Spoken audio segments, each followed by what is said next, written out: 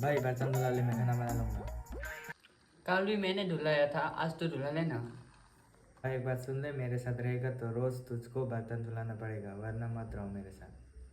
ठीक है भाई, मैं नहीं रहूँगा तेरे साथ, मैं जा रहा हूँ।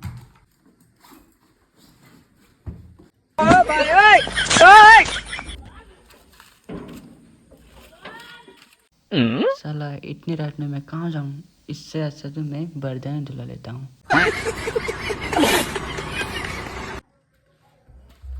भाई आज से मैं सब धुला लूंगा, बर्तन, बस तू खाना बना लेना। हाँ बस। अब आ गई ना अकल, चल बर्तन धुला ले आप। साला अंधेरा नहीं होते तो मैं इसको दिखा दूंगा, साला बोका चुदा को। भाई तूने फिर कुछ बोला क्या? नहीं भाई नहीं, मैंने कुछ नहीं बोला, मैं धुला लूंगा बर्तन। साला बोका चुदा खुद नहीं रहता है, मुझे रोज रोज बनाना होता है।